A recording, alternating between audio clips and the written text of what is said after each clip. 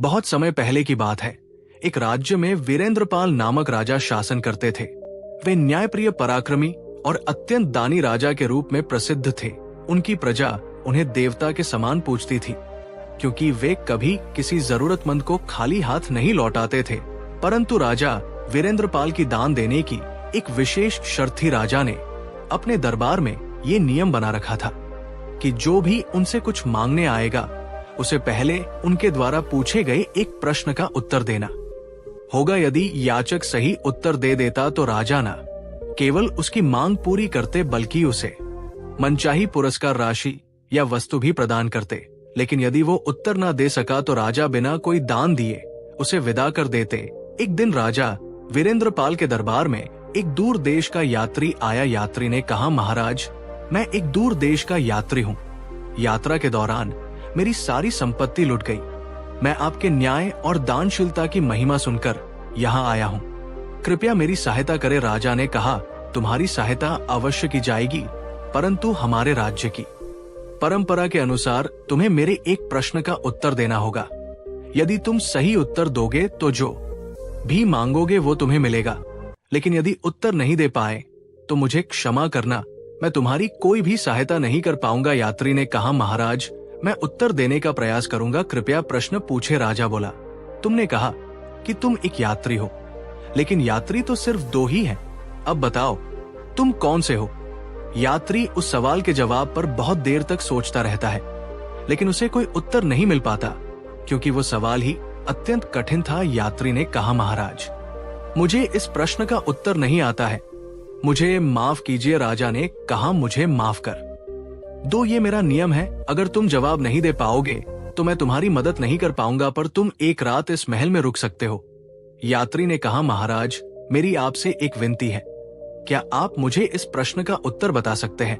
राजा ने मुस्कुराकर कहा, हाँ, इस प्रश्न का उत्तर है चांद और सूरज। यात्री ने जब महाराज का उत्तर सुना तो वो विस्मित रह गया। महाराज ने जिस धैर्य और बुद्धिमता से उत्तर दिया, उसे ये स्पष्ट हो गया कि वह कितने ज्ञानवान और दूरदर्शी है।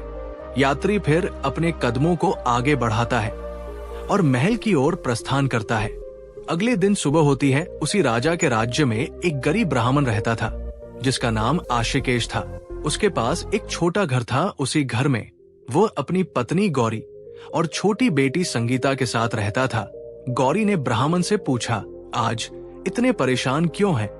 मैंने आज तक आपको इतना परेशान कभी नहीं देखा। ब्राह्मण ने कहा, हम हमारी बेटी की शादी का दिन नजदीक आ गया है और अभी तक पैसों का कोई इंतजाम नहीं हुआ है। तुम ही बताओ, मैं परेशान न हूं तो क्या करूं? गौरी बोली, बात तो सही कही आपने, पर आप इतना परेशान क्यों हो रहे हैं? आप तो जानते ही हो हमारे राजा इतने दानवीर और समझदार हैं।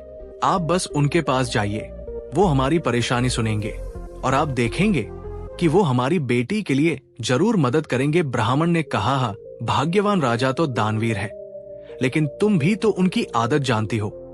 वो हमेशा दान देने से पहले कोई ना कोई सवाल पूछते हैं। अगर मैंने जवाब नहीं दिया तो वे हमें दान नहीं देंगे। गौरी बोली, आप इतना परेशान क्यों होते हैं? आप तो इस गांव के सबसे श्रेष्ठ ब्राह्मण हैं। आपने इतनी सारी पुराण और शास्त्र पढ़ी है।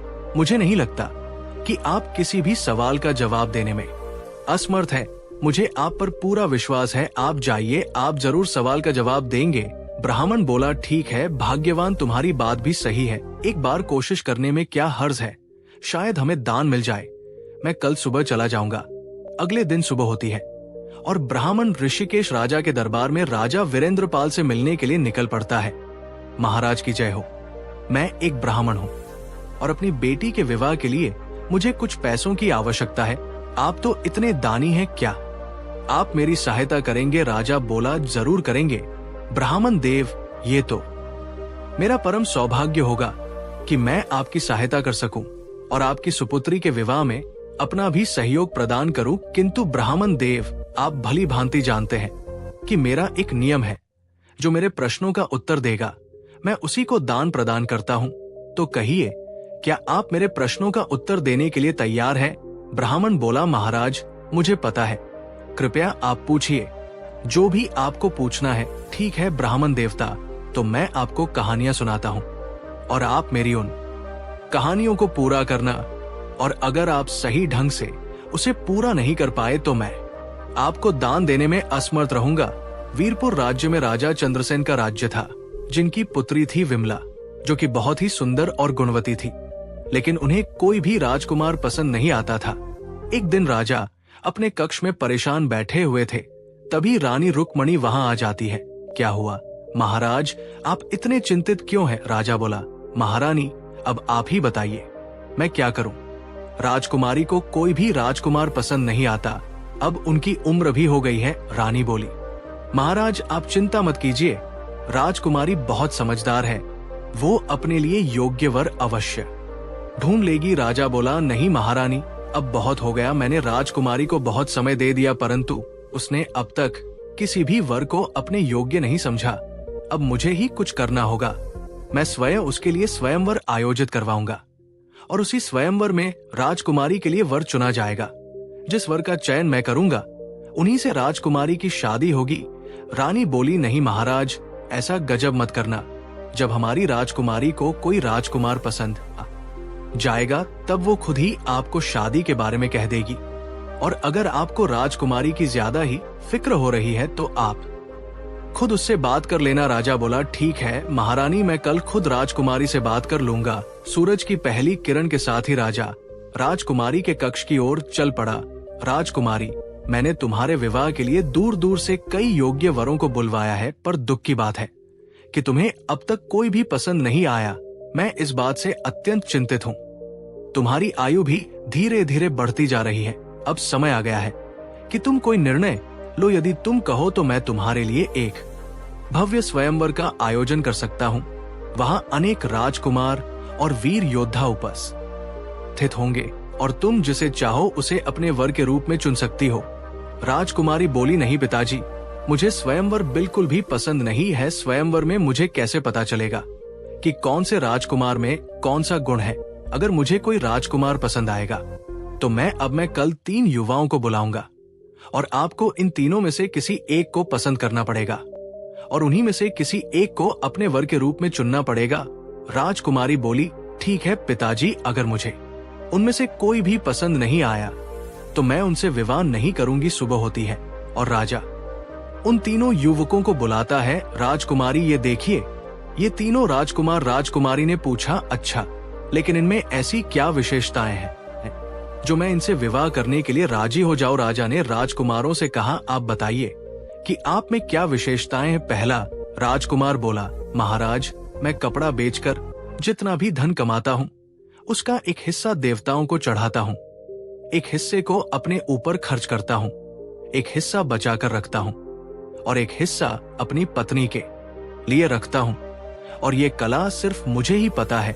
अगर राजकुमारी मुझसे शादी करेगी तो कभी भी पैसे की तंगी नहीं देखनी पड़ेगी। राजा ने दूसरे राजकुमार से पूछा, तुम में ऐसा क्या खास गुण है जो मेरी बेटी तुमसे विवाह करे?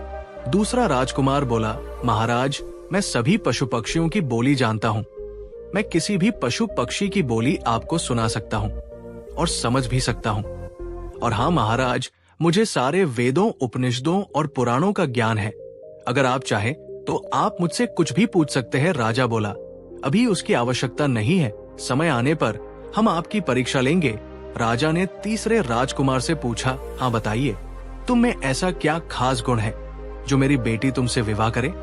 तीसरा राजकुमार बोला, महाराज, पशुओं की आवाज निकालना कोई बड़ी बात नहीं, और वेद उपनिषदों का ज्ञान भी बहुतों के पास होता है, और पैसों को कैसे और कहां खर्च करना है ये भी बहुत सारे लोग जानते हैं। लेकिन जो विशेषता मुझ में है वो बहुत कम लोगों में देखने को मिलती है। मैं शब्द भेदी बाण चलाना जानता हूँ, और मेरा निशाना बिल्कुल सटीक लगता है।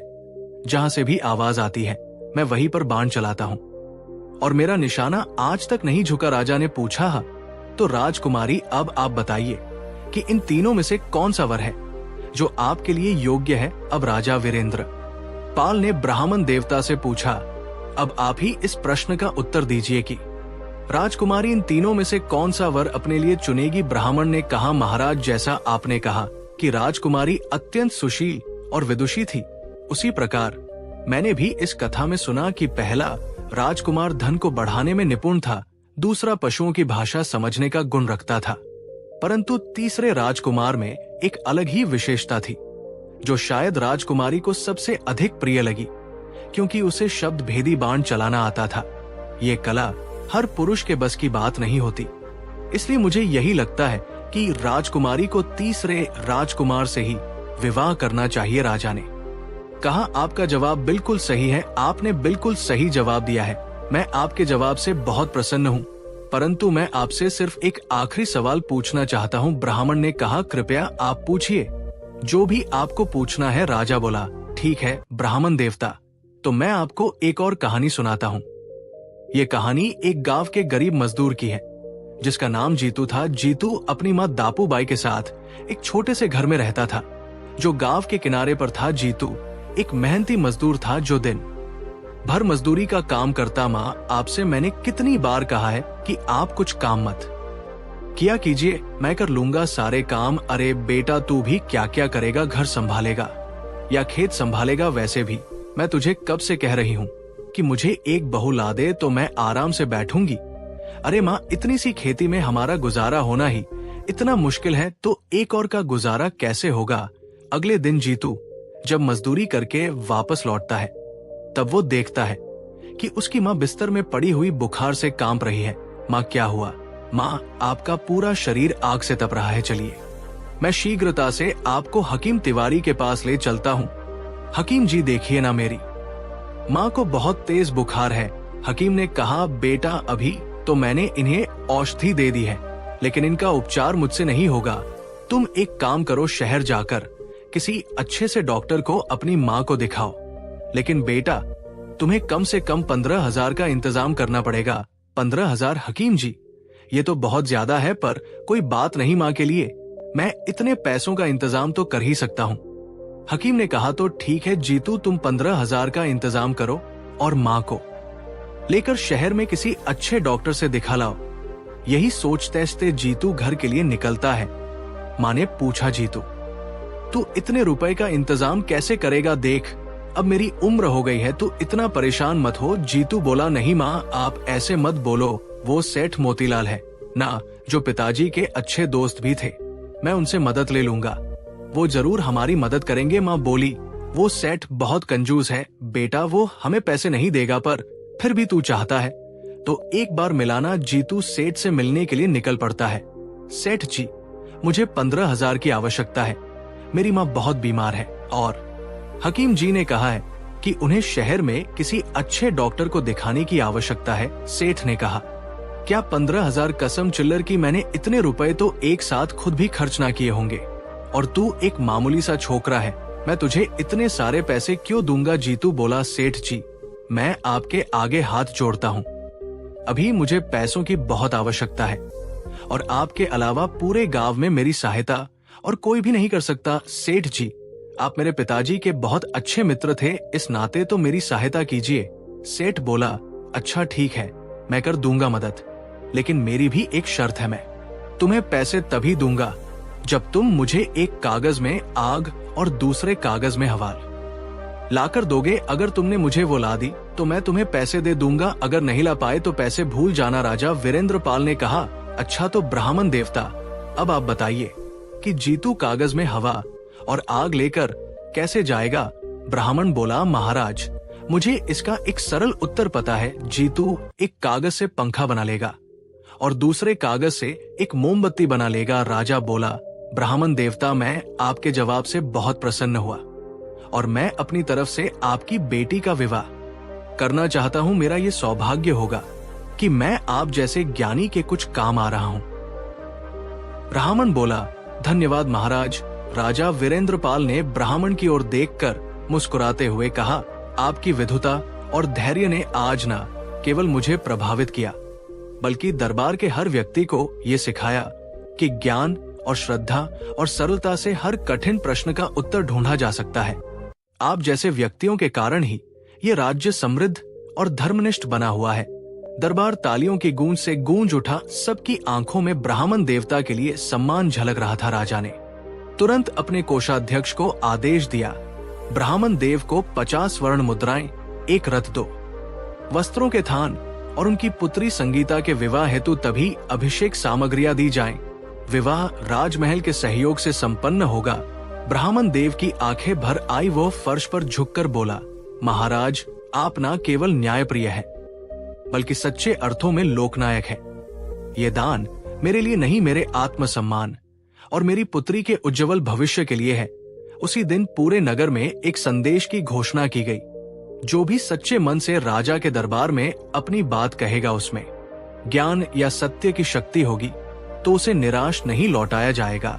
कुछ ही सप्ताह में रामन की पुत्री संगीता का विवाह धूमधाम से संपन्न हुआ। राजा स्वयंवर वधू को आशीर्वाद देने पहुंचे। पूरा नगर दीपों से जगमगा उठा। पहली बार किसी याचक के ये प्रश्नों के उत्तर ने राजमहल को भी गौरव और संतोष से भर दिया था।